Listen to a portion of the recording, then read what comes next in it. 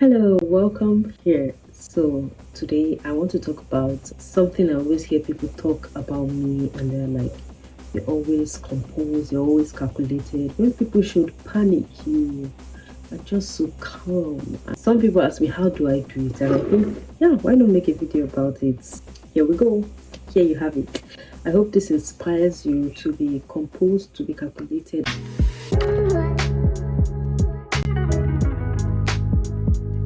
Some people say I have this godfatherism kind of character. When I go to a place, most times people just tend to pick me out as the leader. Like some of you know, I'm schooling despite being a mom of three little children. There were single people that could have been chosen as course rep, but they chose me, and I'm like, why? They said, we just know you can do it. It shows in your face. And I'm like, are you serious? Why am I always composed? I don't know why I'm saying this, but since people always ask me, I think I should just talk about it, right? One thing that makes me so calculated, unbothered in some situation is I know at the back of my mind that I can't change things. I can only try. When you feel you can change things, by all means you try. Some of you are even in toxic relationship and you believe that you can change that person. This guy grew up as a child. His parents could not change him. You are the one who will change him. So what I can't change, I just know I'll try, and if it doesn't work, fine, I can't change it. We have to realize that there are forces bigger than us, and we only try. We burden ourselves so much, and we shouldn't. Why should you burden yourself so much with the responsibility of I have to do this, I have to do that, when you know you really can't? If it's your power, you can do it. But most situations, natural situations, you can't change it. Another thing that keeps me calm and unbothered is I know bad situations pass, they don't last forever. And the hope of a brighter future, definitely bad things. Do you know bad things are short term? But in fact, good things are actually more long term than bad things.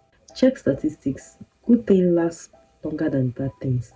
Yes, bad things reoccur very well because a lot of us give bad the chance to flourish. But bad things are always short lived, they're instant. Evil things happen instantly, and they're so quick to happen. But good things take their time, and when they come, they last. Most times they last. So when I know things, this moment will pass, why should I be bothered? One thing that makes me unbothered is, especially when it comes to people talking about me, do you hear what they're saying about you? You're this, you're that. It just shows me who that person is. You're talking about me behind my back. Definitely, you talk about other people behind their back, and it will only take a little while for your true color to show. So, why should I be bothered? I don't bother myself for things like that. This person is talking, saying this about you. This is saying that about you. You are this, you're that. So, why should I be bothered? The person that will deal with you will do that. It is not from me. You can never tell your shadow. Wait, I'm going away. Charity begins at home. Charity begins at home. Behavior is like smoke, so wherever you go, it will certainly follow you. You can never leave it behind. So if you're someone who talks about me, definitely you do that to other people. Your character is like a shadow following you about, and you will do it to someone who would not take it. So why should the reaction be from me? Why should I come and face you or fight? It doesn't make sense. So I'm unbothered. When you do that, it only shows me how cheap you are. And I think someone can learn from this. You don't have to react to everything people are doing to you. It shows who they are, not who you are. It is when you get into an entanglement with them that means you have a trait of what they are. It's provocative, I know, but you need to just stay calm and unbothered. Another thing that makes me unbothered is that God is in control. If you're following this channel, you know I believe in God, and I'm not ashamed to say it. God is the author of my life. God is the author of a lot of us, a lot of people's life. I believe in destiny. I am destined to be somewhere. I'm destined to be someone. I'm destined for greatness. Even if you're not sure your destiny, one thing you should know is what the Bible says. It said, "What for my thought towards you are of good, not of evil, to give you a hope and a future." Do you get what that means? It's giving you a hope, it's giving you a future. So why should you be bothered?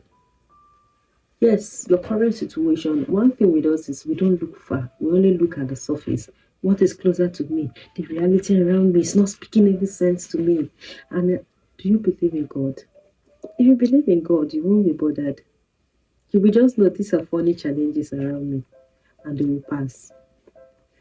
You will know, well, I can't change it, but God has a great plan for me. And I'm not the one to calculate how God bring it to pass. You know, the problem with many of us is you calculate how did God want to do it. If you say God will bless me, you start thinking, do I have a rich uncle? Oh, which of my rich uncle? Let me even help God to chat with the uncle. Uncle, please, I'm in need. Help me. And the uncle disappoints you. One thing is, God can help you through someone you don't know. Even on this YouTube, I've met destiny helpers. I mean, before I started my sales of products, it was someone on YouTube that helps me. Someone that doesn't know me physically. We just discuss and boom, invested in my future. And I'm like, wow, so why are you calculating it for God? Why don't you just trust, be hopeful, and believe? And believe in destiny. You're destined for greatness. You will achieve it. Another reason why I remain unbothered is that I always try my best in anything. You cannot be a mediocre person and not expect negative outcomes. Most times when I handle things, I try my best.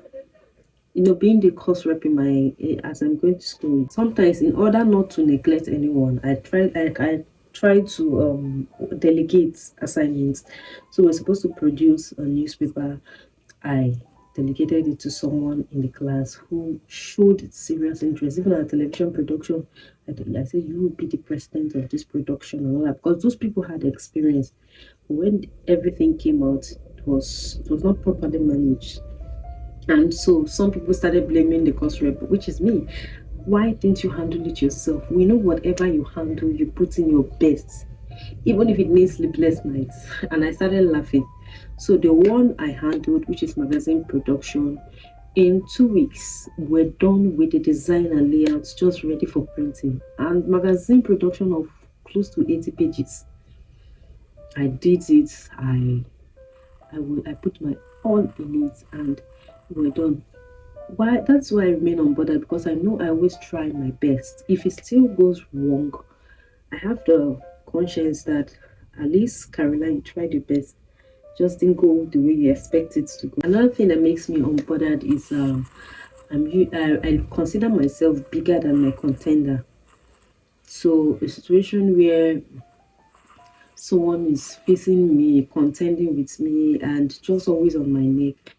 Instead of me challenging the person, I'm just like, no, I can't reduce myself to the level of this person. Yes, they're driving the latest car. You are walking on your feet, and so what happened?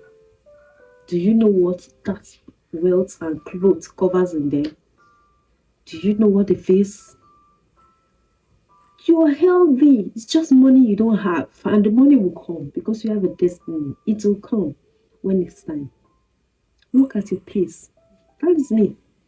I feel if you're contending with me, I'm definitely bigger than you, because I live my life not contending with people, put in my best, face my goals. I don't contend with people.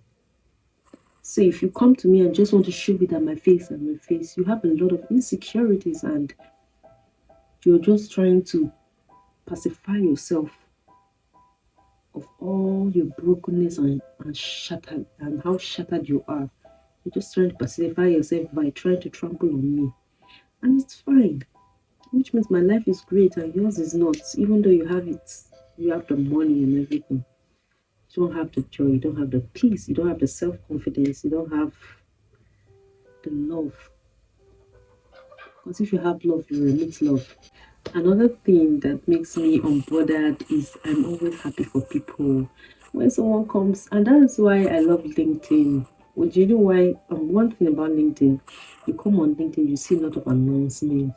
I just achieved this, I just achieved that. Let me tell you something. My pastor would always say, if your neighbor next door celebrates and achieves something, do not be jealous, do not be envious. Rather be happy because God has entered into your estate, God has entered into your compound, and God has knocked on the door of your neighbor. Your door is next. Imagine if you all stay in the compound and everything is going bad for everyone. Personally, if I should spend 2 years in an area and I see nobody is making progress, like the previous house I stayed, nobody was making progress. I moved out of the house.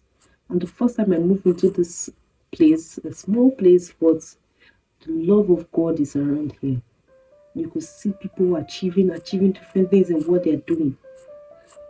So if good things are happening to your neighbors, know that your doorstep is next. Why should you be envious? Why are you not happy for them?